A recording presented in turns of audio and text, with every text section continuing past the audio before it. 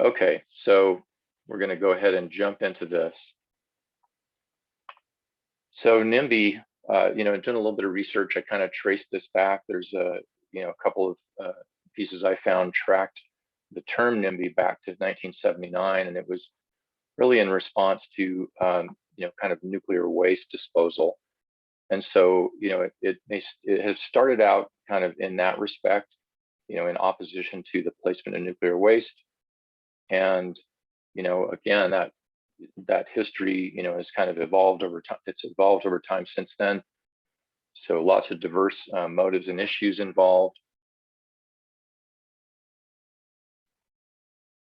So anything from environmental justice or protecting habitat, or keeping a gravel pit away from a neighborhood, or things like that, a nuclear plant or a chemical waste plant or something like that.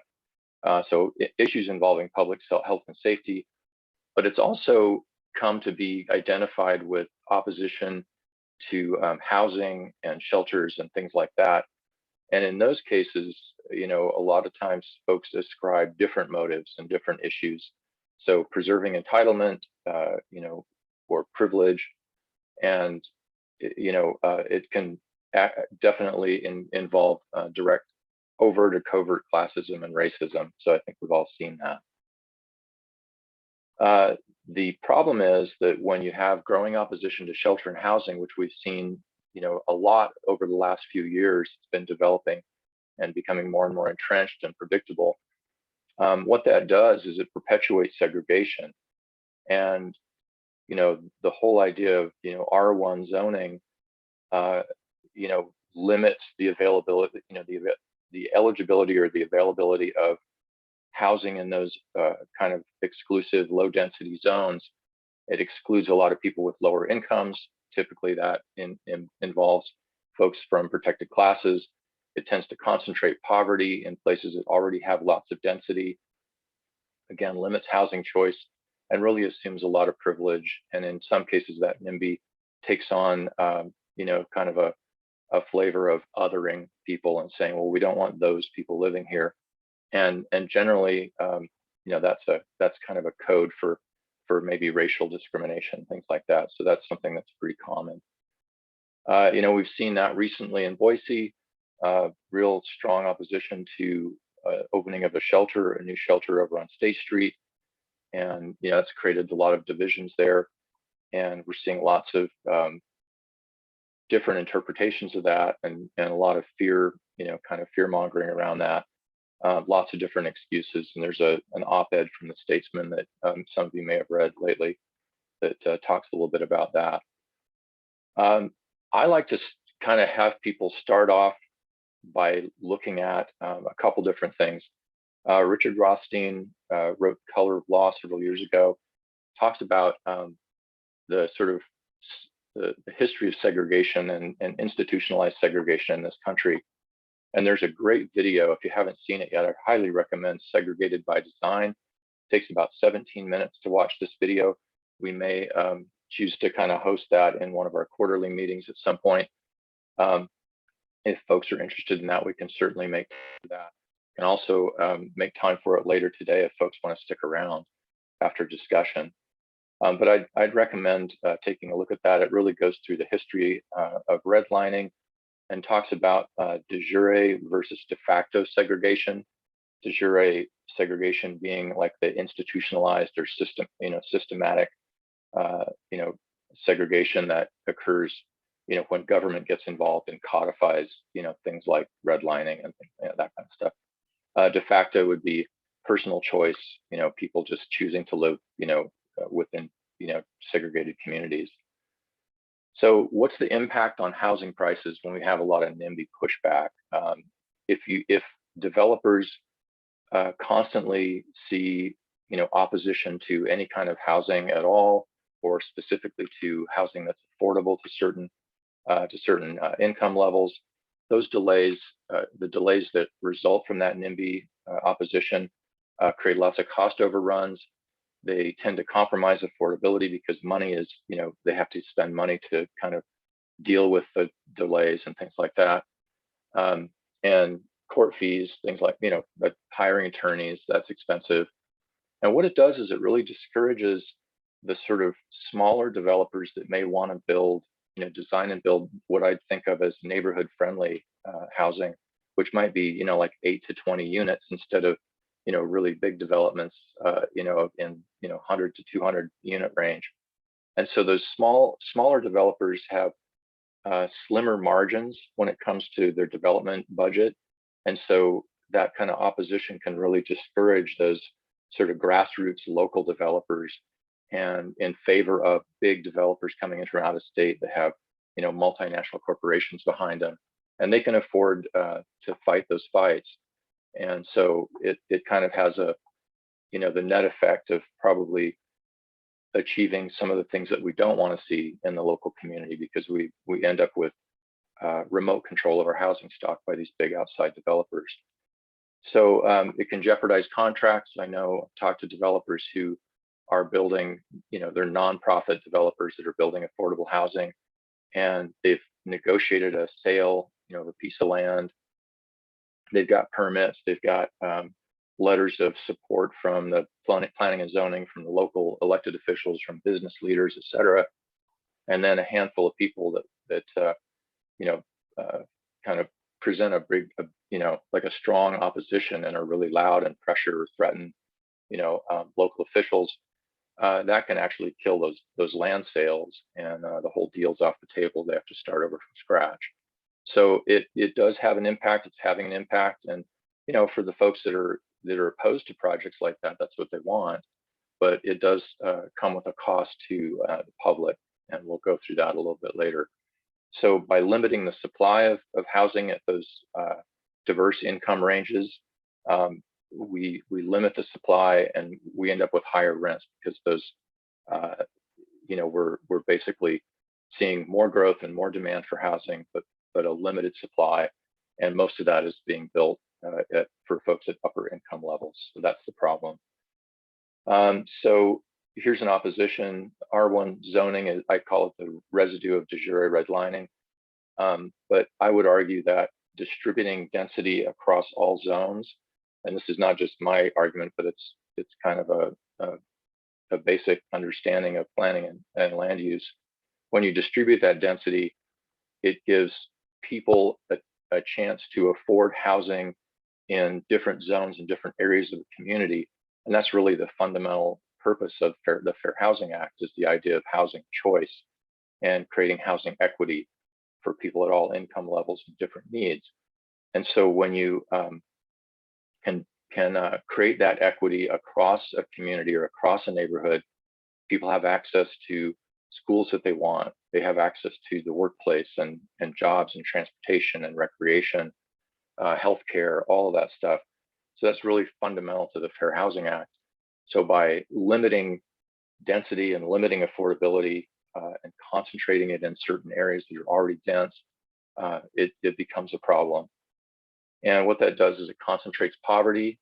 Again, it's perpetuating segregation based on race and class, increases the income gap. And when people are unable to build equity in, say, buying a home in a decent neighborhood, close to amenities like recreation or commerce or retail, they're unable to build that generational wealth that they can pass on to their kids, that they can use to fund their kids' education. And so it really traps people in a cycle of poverty. So that's one of the big consequences, I think. And then again, it increases commute times. So there are consequences for society, for the rest of the people that may not be living in those affordable homes. At increased commute times, that means an impact on our airshed. It increases our health costs because of the higher pollution, greater stress on the people who have to commute back and forth. And basically what we're seeing is what I call a public subsidy to private equity. So if we've got outside private equity investors, driving the housing market, that's basically shifting rent streams out of our economy, out of our local economies, and into accounts outside the state. And that, the gaps that are left, in that have to be filled by local taxpayers. So The other thing that we experience as a loss, I think, is a loss of we're deprived of the opportunity to live in a diverse community, and that has a real big impact on a lot of us. So who's being impacted primarily? It's people with disabilities. I mean, I'm talking who are the folks in those lower income levels generally that are being impacted by this. So people with disabilities, families with children, especially single parent households, seniors and retirees. In talking to people on the housing hotline, these are the folks that are being impacted by higher rents. I'm talking to mostly women in their 60s, 70s, and 80s who are being displaced when an outside investor buys the housing and they get forced out. Right now, we know we're all really aware of essential workers and people that we depend on to keep the community running, to keep us, provisioned and take care of our kids and our elders and take care of us in some cases. They're being priced out of the market. So we're experiencing now a shortage of caregivers because of that reason and many others. People of color and primarily women. When caregivers are in short supply, the pressure to fill in the gaps for those missing caregivers falls predominantly on women. So that means women are coming out of the workforce in order to care for kids, in order to care for elders.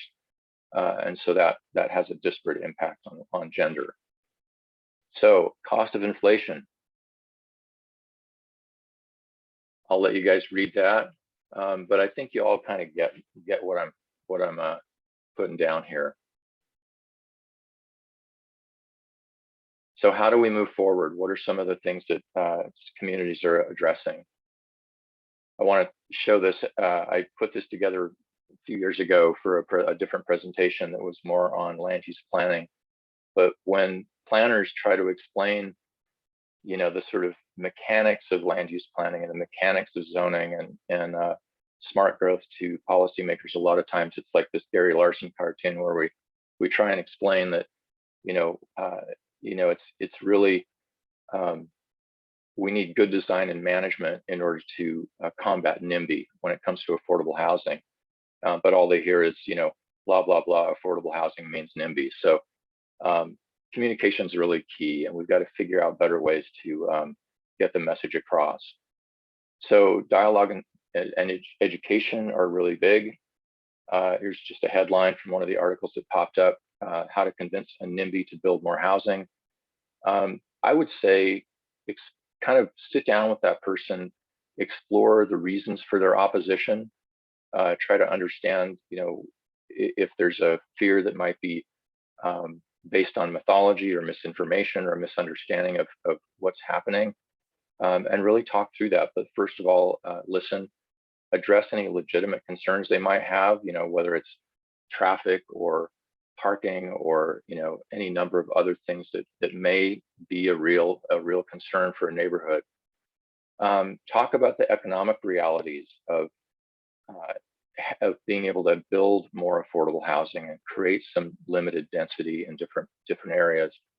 And then, Alexis de Tocqueville, when he wrote about American democracy, he described Americans as possessing a self-interest properly understood. I don't know, you might argue we don't have that as much now, but the idea that when everyone has an opportunity to succeed, we all do better. And that's the bottom line for me.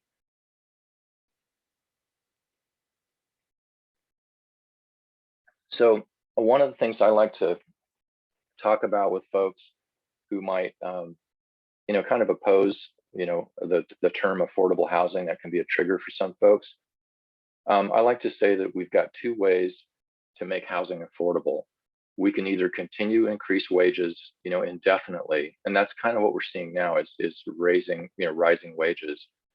But we're doing that in order to kind of accommodate and enable this real rapid rise in housing costs from that outside speculation. And not just outside speculation, but also local, like house flippers and things like that. Or we can use taxes to subsidize employers wages and retail prices with project or tenant-based supports. So that's basically acknowledging that employees or workers who have to commute long distances or live in substandard or overcrowded housing, they're basically providing a subsidy to me so that I can go out and buy a cup of coffee I think is affordable, or some other good or service. So it's about, you know, rethinking that concept of subsidy. I think that we need to start talking about more. So then I like to ask audiences, you know, to start with, if there's opposition to, say, a tax credit property or a home property with, you know, HUD funds involved, how many people out there work for $20 or less? A lot of times I'll see hands go up. But when I ask if they know anybody who works for $20 an hour or less, every hand goes up in the audience.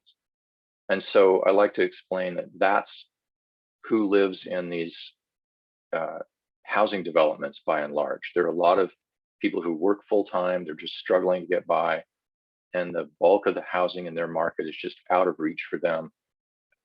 And it's really a majority of working Idahoans.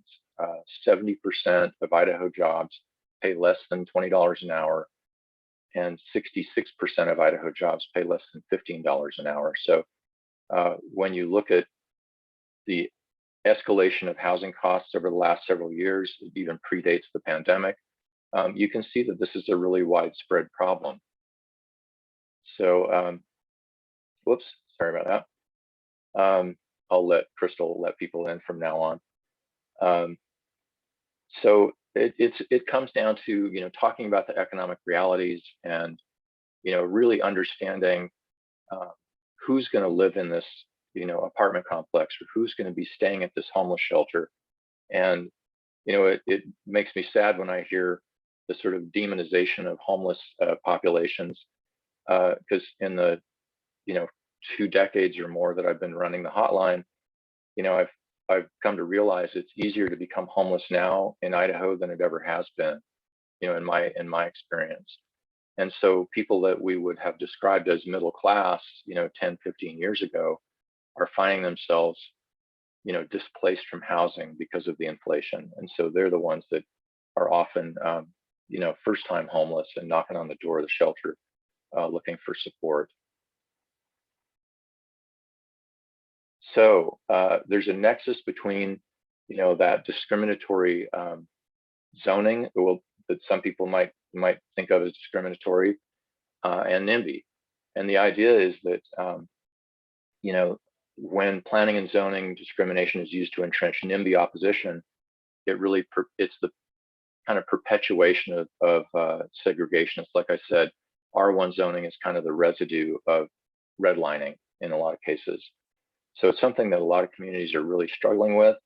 Obviously, we've all gotten used to, you know, single-family residential neighborhoods and R1 zoning, and so when you have something around that long, you come to think of it as an entitlement or a right, and it comes with other externalized costs that we need to start kind of grappling with, I think. So I'm going to kind of stop and open this up for some discussion, because I think everybody in this group has a lot to say about this topic, and I want to kind of make space for that.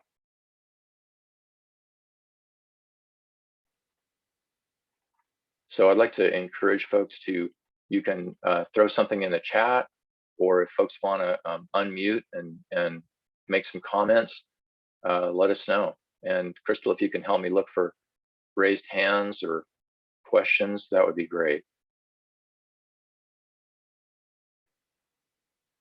And if you disagree with stuff I've said, please let us know. And if you have some other ideas on how to move forward, I'm all ears.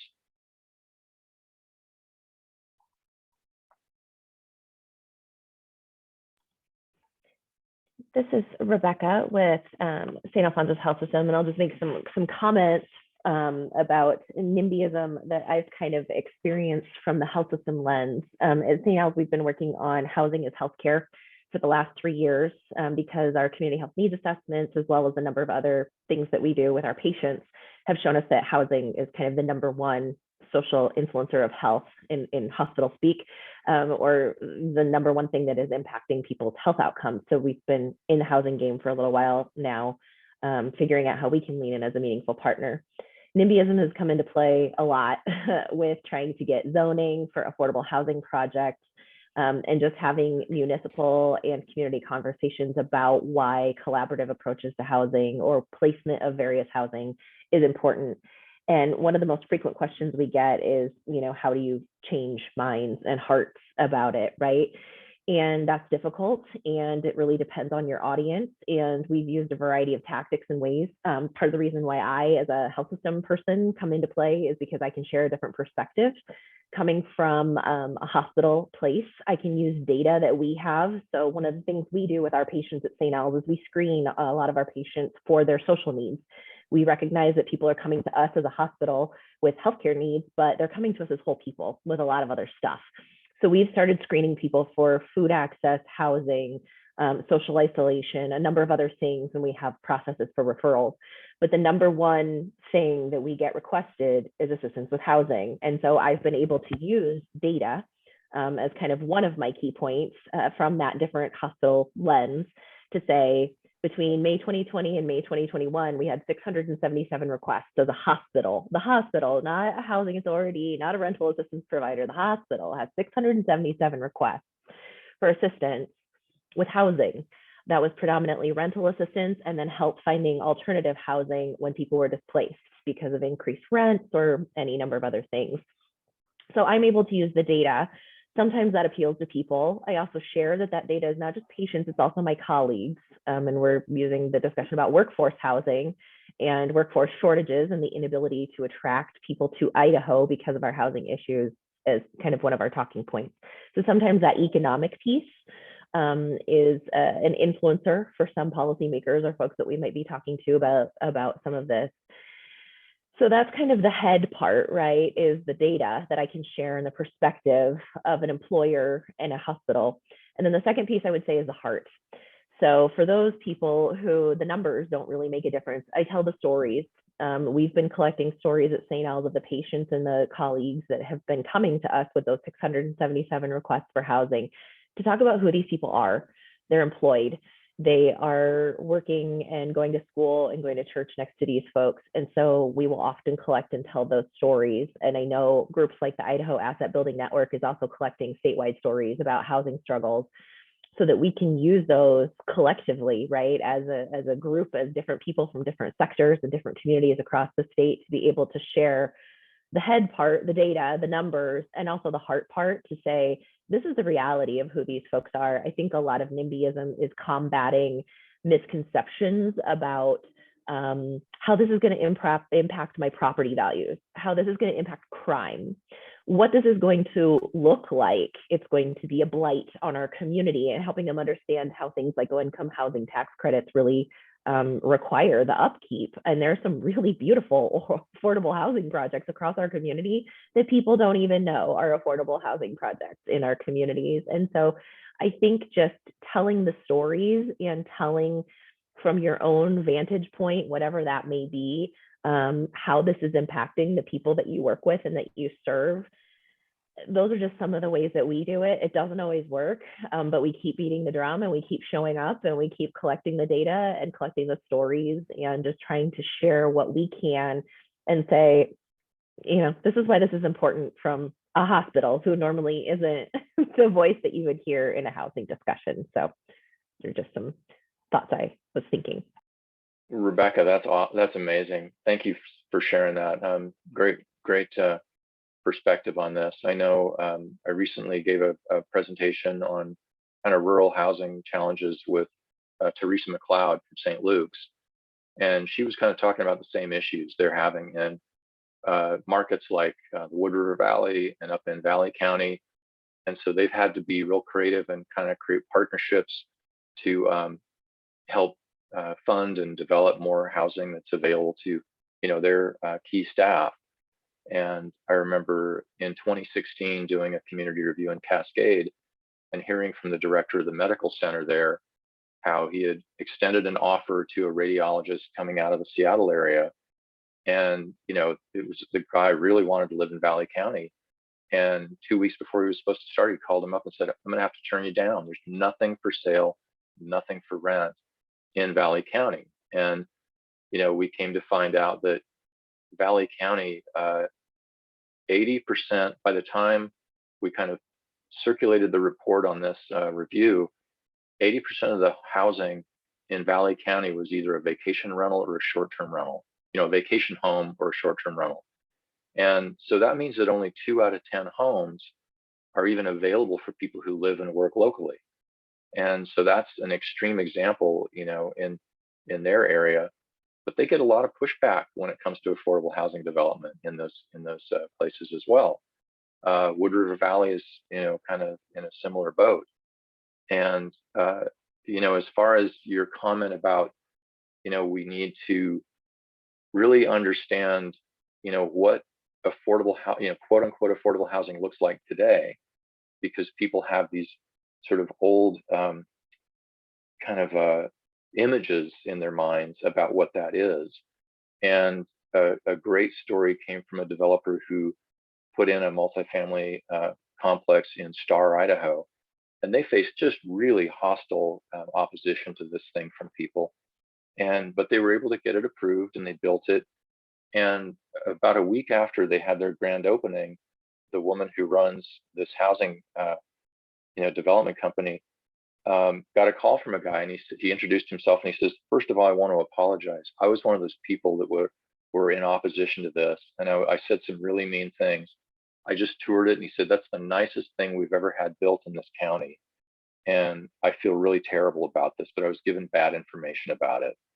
And I thought, boy, if more people could kind of talk to that guy and hear his story, because he started out, in that sort of NIMBY mindset, saying it's just terrible, it's going to destroy our community or our values or whatever.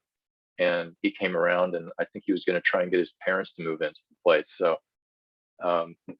yeah, he was a convert. But you make some great points, and I think that what I hear from around the state is that employers like St. L's, like St. Luke's, like public employers, parks departments and police departments, they're struggling with recruitment and retention because they just simply can't find housing available for their people. And so, there are a lot of strategies to kind of deal with that. But, the big one, I think, that we're sort of focused on today is how do we change, that this sort of environment of, creating the kind of housing that we need. And I shy away from using the term affordable housing in general, because it is a trigger. And so I like to say, a healthy housing market means we have a mix of housing types and price points that meet the needs of everyone in the community, whatever their need, whatever their age, whatever their income. And I like to think of workforce housing as housing for anybody who works for a living at any wage level. So those are some thoughts based on your great comments. Anybody else out there? Boy, Rebecca's going to be a tough act to follow.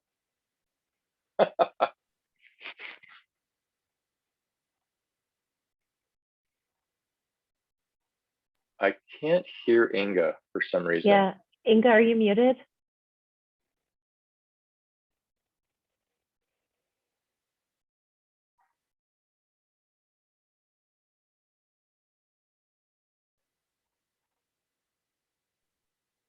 While I she's know Inga's with NeighborWorks.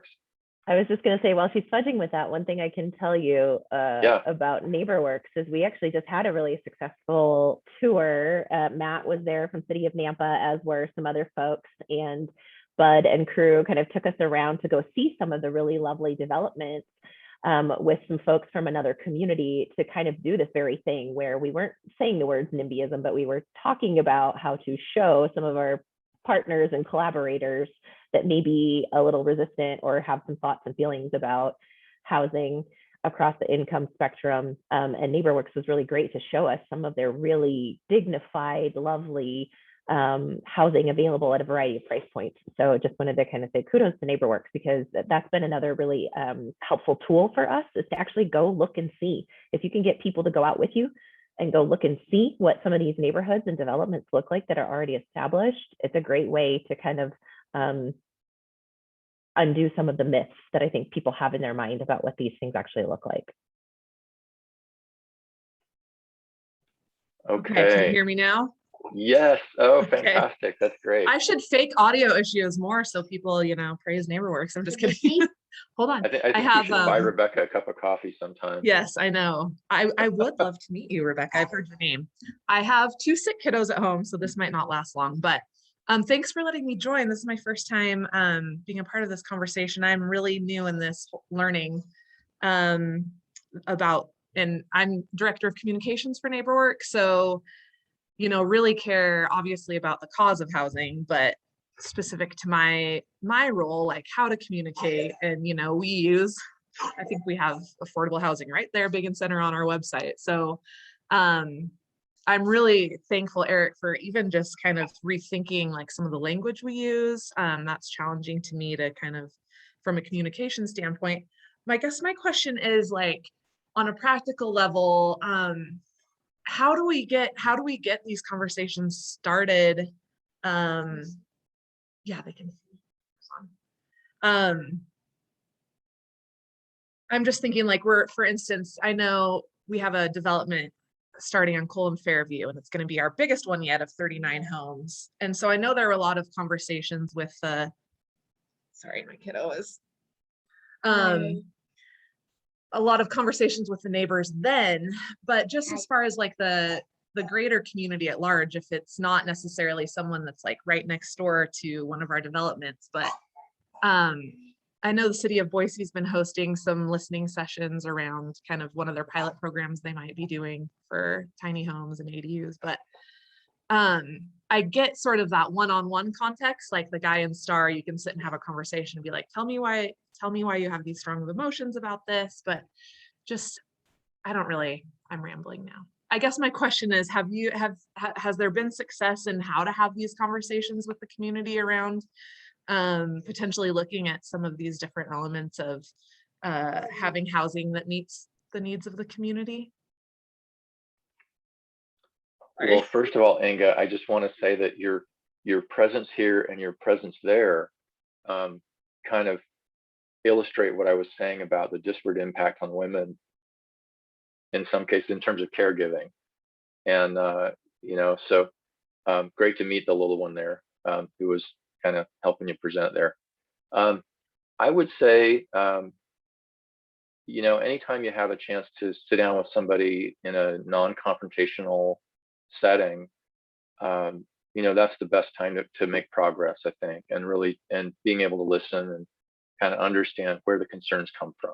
And, you know, if there's an experience or, you know, an association that they have with kind of housing, you know, that's something to really explore and talk about. And sometimes it's, you know, no matter what you do, they're kind of dug in, and they may have a different agenda or a different reason for opposing a development. And you know, I can't tell you how many times I've talked to folks around the state who, you know, some of them are, you know, policymakers and elected officials, and you know, they'll say, well, we don't want affordable housing because it doesn't pay its own way. And you know, my response to that is, we now have pretty good models that show that when people in a community are housing cost burdened, meaning they pay more than 30% of their income towards housing costs, or severely housing cost burden, meaning they pay more than 50%, they have less money or less of their household income to invest in local taxable goods and services. So they invest less in their community. And if their rental unit is owned by an outside investor or an outside, you know, kind of developer, whatever, every dime of that rent stream goes out of that community. And so what we know now is, regardless of the ownership of that rental, if people are housing cost burdened, it creates something called foregone spending, which is the money lost to the local taxing authorities or the state. And the current assessment is that Idaho lost approximately $971 million in foregone spending tied to housing cost burden last year. In 2018, it was 670 million. So you can see that sort of escalation of loss, economic loss. And so, there's a real economic argument to saying a small investment in that housing that's within reach of people at all income levels, means that they've freed up more of their income, household income, to spend locally. And when you invest $1 locally in your, local business, the idea is it circulates up to 7 times in that local economy. So you get a lot of economic impact from that money. So we're sort of stepping over dollars to save dimes when we, oppose affordability. Hey, Inga, this is Crystal. I just had a question. I know you guys are usually really good about this, but have you tried getting ahead of it and just inviting people to walk through, like, potential neighbors or whatever, so that they can comment on it and you can get ahead of whatever issues they're going to bring up, so that you can, I guess, convert them before they start causing issues? Crystal, good to see you. I missed the first part of that question Oh. because my lovely children. They're adorable, by the way. They love their mama. Yeah, I was just wondering if you guys have had an opportunity to do that and facilitate those conversations, and potentially let neighbors see the other projects that you've created. Yes, I do know it was before I came on board. I need you to be quiet. Okay, this might not work. I do know that at Cole and Fairview, there was, I think that's part of how the conversation was helped, was showing some of the neighbors that were not as favorable about, okay, we've got lightsabers. Yes, long story short, we have done that. And I think part of the value was showing some of our past developments in neighborhoods. Okay, I'm going to go back to mute, but thanks for letting me sit in on the conversation.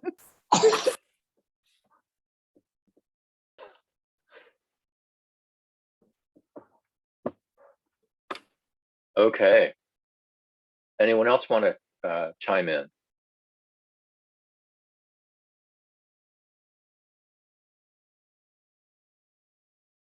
While we're waiting, I'm going to share my screen real quickly here and share something with you guys that I think is really cool. And I'm assuming you can see it now. This website is Warm Cookies of the Revolution.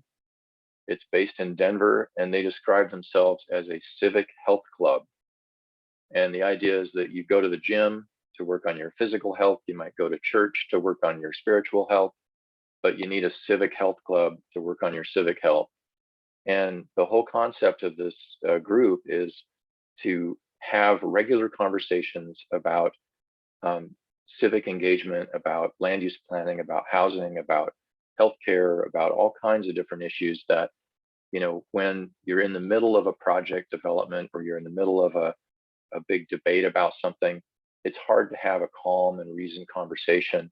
And so they try to have these conversations in a kind of a relaxed environment with food and, who doesn't like warm cookies?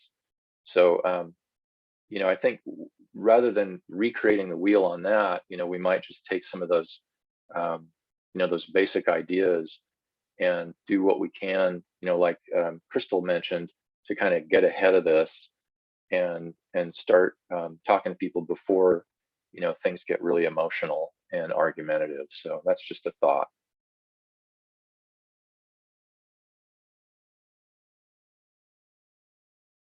So I know we've got some really smart people in the audience. I can see you guys, so I don't want to have to call on anybody. Brian.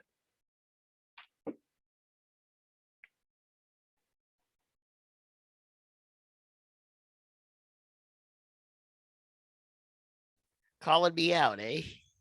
I'm calling you out. Brian is actually, I think of Brian as the godfather of the Fair Housing Forum. Well, yeah, I'm not sure where to go with all of this today. So That's I hope some okay. others. I don't want to put you on the spot, Brian. That's okay. I hope some others have some thoughts.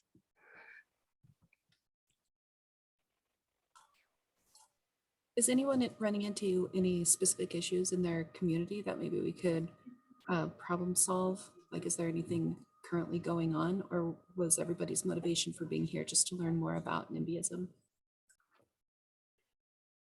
I would, and I may cut out a bunch. I'm really having trouble. I've had to reconnect twice already. But I'm working from home today. So, but our community seems to have a lot of issues with some NIMBYism. And almost all of it is related, just to misinformation and stereotypes of what they perceive to be.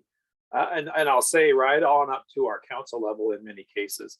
And so I think education is incredibly important. I think some of the stuff that we did with NeighborWorks, thank you for talking about that, Rebecca and Inga, that it was really helpful to get out and kind of hear their story and experience. And one thing I'll mention,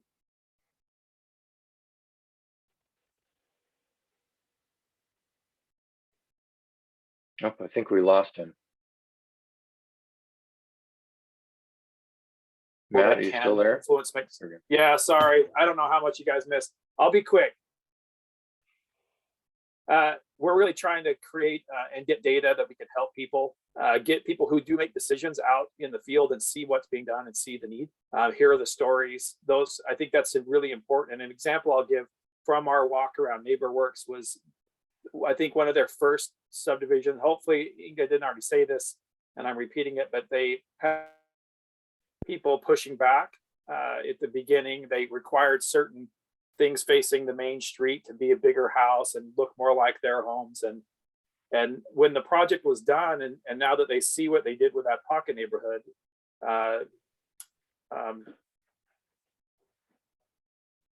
council meetings, they've had some of those neighbors come out and talk in support of their project, because in the beginning they were against it. In the end, they're for it, result of what they can do, and that it's really not any different from what they have on up and down their street, right? This sort of this idea of affordability is somehow increases crime and things that they haven't seen that borne out in the evidence, and so now they're speaking on behalf of the projects that they're doing now. So I thought that was powerful to and gave me more I guess motivation to continue down this path of sort of trying to gather data and getting people to make decisions out there, trying to see. Got it. And I think we just lost Matt again, but I remember that's it, and I'm probably going to cut out again. So okay, sorry, Matt. Thanks for that. So along those lines, I think when you're dealing with the issue of the perception that somehow a development that is within reach of working households and working families is going to kind of somehow detract from your property values. There's a lot of evidence to the contrary. And I remember hearing a guy who was the head of a large, very high-end real estate company in the Wood River Valley. And, they basically did a lot of studies on that very topic. And what they came back with was there's no impact, no negative impact on property values when you have something that is built well and managed well, and basically has again good property management, good decisions, and good build quality and design. You want something that's going to fit the sort of community values, and if you look at most housing development these days, that's targeting kind of more low to moderate income households, it's pretty good. So I think the idea is you can go out there and find lots of examples of pretty decent housing out there. Let's see, anybody else from like a local community government that's involved? I know Crystal and Matt are both in Meridian. And anybody else? Matt is actually in Nampa. Oh, Matt's in Nampa. Okay, sorry about that, Matt. Yeah, I know there's been some cases of NIMBYism really killing some potentially great projects for Nampa too, and that's been really discouraging. It is when you have a willing seller and a willing buyer. Yeah. And from what I can tell from their proposals, they look and act just like a market rate apartment to me. So I Right. I don't see any difference in the aesthetic and the, you know, the attention to detail, the Mhm. applications of green space. You know, they're doing all the things the city requires, but yet they're still being Right. turned down, and that part is what's frustrating. And so we do have a great planning and zoning team Mhm. that are you know, they're aware of our sort of roadblocks, and they're trying to do what they can to make sure that they're highlighting the things in the meetings. Like, if you want to turn this down, planning and zoning, or you want to turn this down, city council, here's the 3 things you can say. It can be Right. I missed that last part. The 3 things you could say that could be.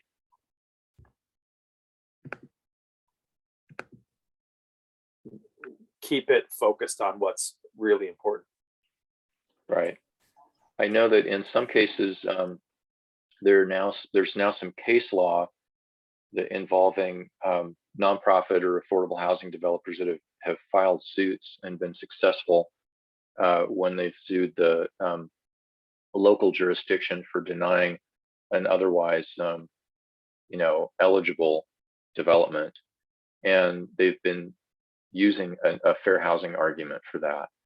And I think that it may be a matter of time and some creative legal work before developers can actually extend that defendant list to include like major NIMBY opposition groups.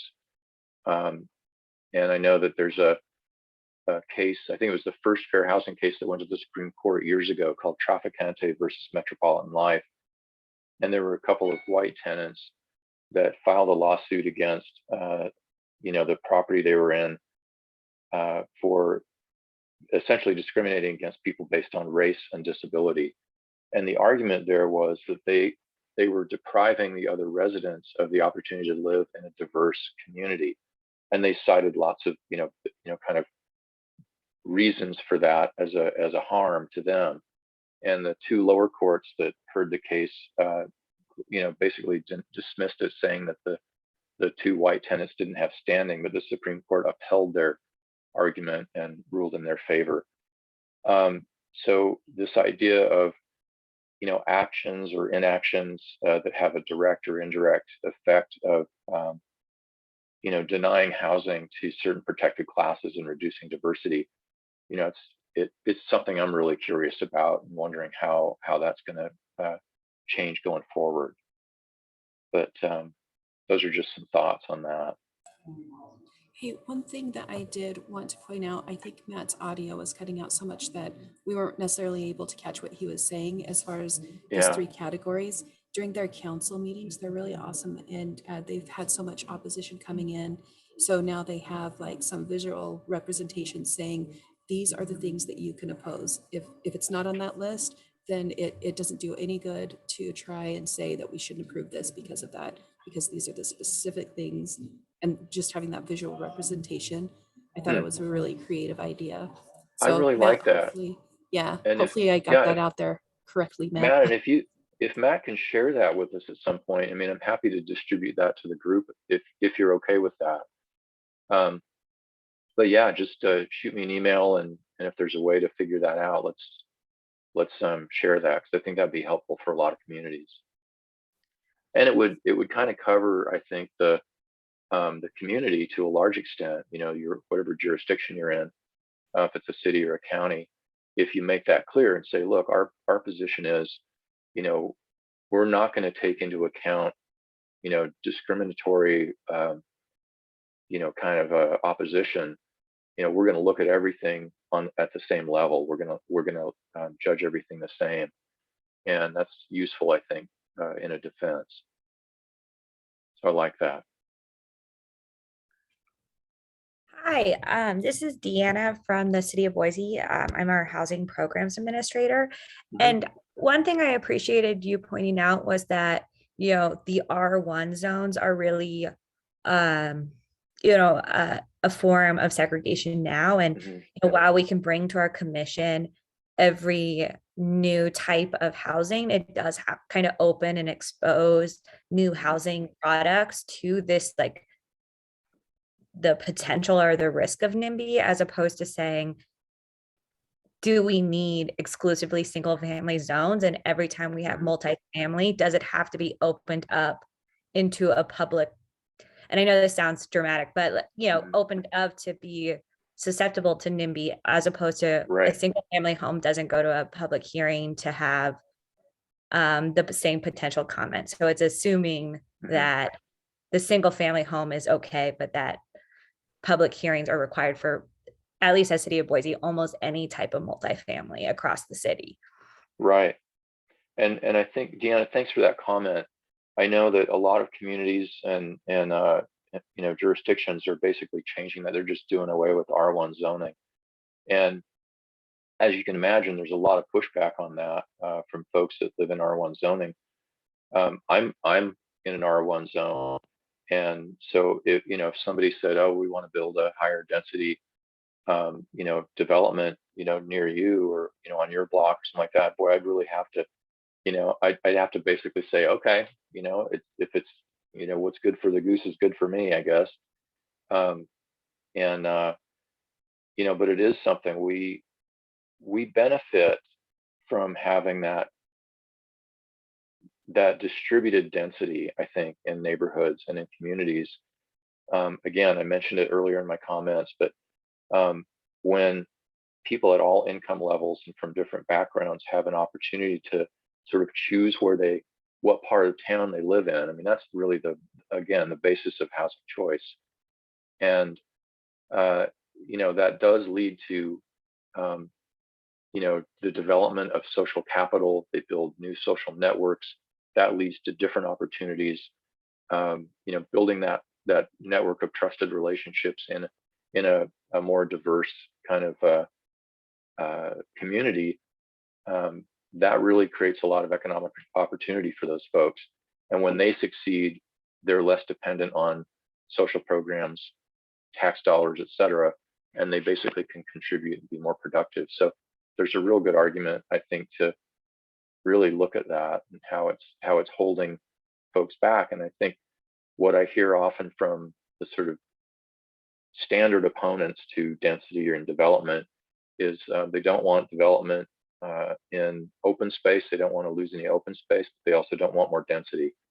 And I'm just not sure how else you're going to address the real dramatic housing needs that we see out there, unless you do one or the other of those choices. So yeah, it's challenging, and I feel for you guys. The city. I know you guys have a lot of folks to try and please.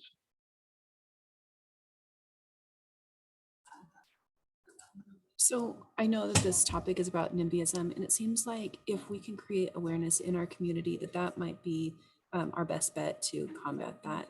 And I don't know, I was just sitting here thinking that Anne Marie Giles, when she was with the City of Boise, she did an amazing job of really putting a face to what the people who are affected by housing that's not affordable. And it's city employees, it's service workers, it's it's a lot of people that you see every day that are your friends and family. And so I wonder if it would be good for us to do something where we were putting out some sort of an initiative where we are putting out stories on social media about the faces behind who this is actually affecting. I don't know, what would you guys think of doing something like that? And how would we roll it out? I like that idea, Crystal. One of the things we tried to do with our FIP grant, we've got a new person joining. That's great. One of the things we tried to do with our FIP grant is to do what I called first person interviews. And this is, again, putting a name and a face to the idea of fair housing. What does fair housing mean to me? And, I think that may be something we could explore. I don't know.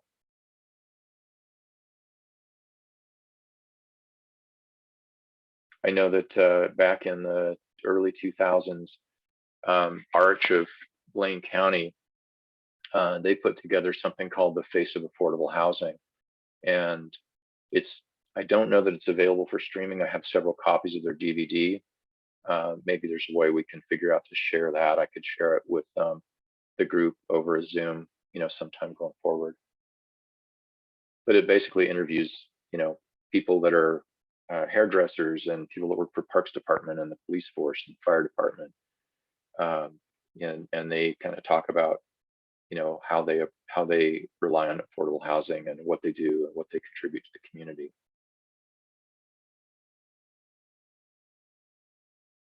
Yeah, absolutely. Good social media campaign. Anybody else have anything?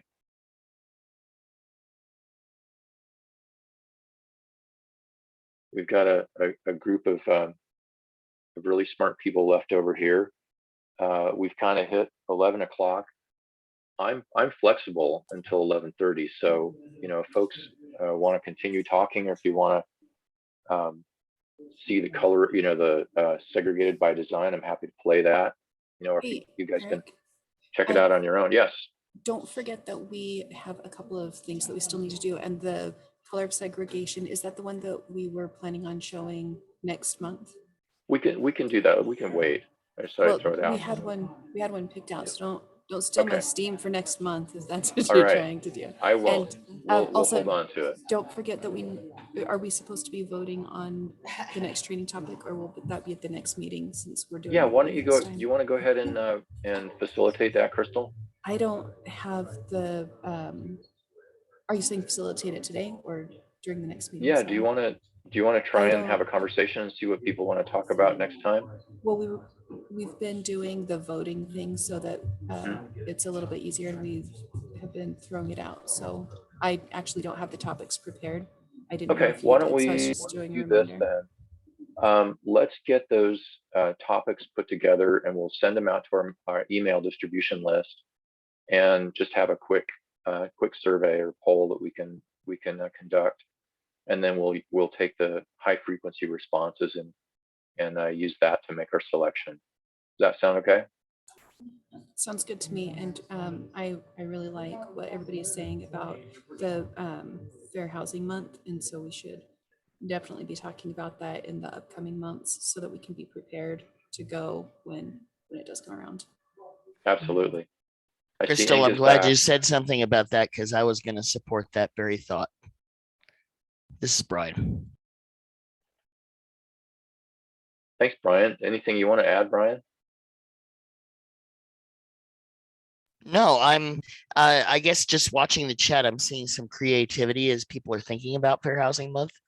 And I would hope that some of our next meeting, we can drill down on that a little bit and let some of the creativity bounce around and maybe some of the communities can grab a hold of what they need, and maybe the overall forum can work together on what looks like it could be a good option. Anyway, that's the thought. Yeah, I love the idea of kind of kicking off a social media campaign, and that I don't know if that's something that we want to prepare ahead of Fair Housing Month. Is that what you guys are thinking, so that we can launch it then? I think so. That would be a good idea. It could be maybe a focus or a partial focus in one of our meetings, future meetings. Sounds to good. Come up with some ideas on how we can present it to the public. Sounds good.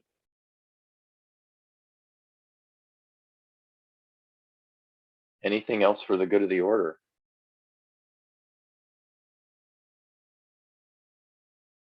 I'm glad you could join us, Inga. Thanks for having me. My children are now outside, so you know, what could go wrong? Nothing. Probably nothing. Yeah, thank And you for having me. I'm excited to learn from you all. And I'm really glad to see Pocatello representing today. That's awesome.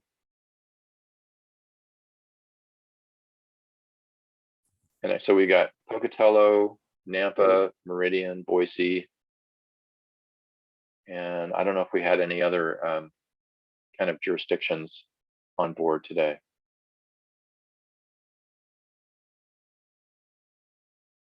Well, what do you guys think? Oh, Caldwell. Duh. Thanks, Gary. No problem. Okay, so what do you think? Going once? Going twice? All right, should we call it a day? I think so. All right. But I think Uh, planning for Fair Housing Month, like we talked about, is really a good idea moving forward. It sounds like that may be the kind of the core of next month's conversation. But I'm going to leave that to whoever's in charge of next month's conversation.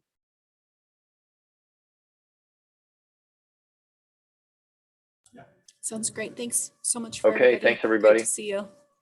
You guys take care. Thanks, you too. You.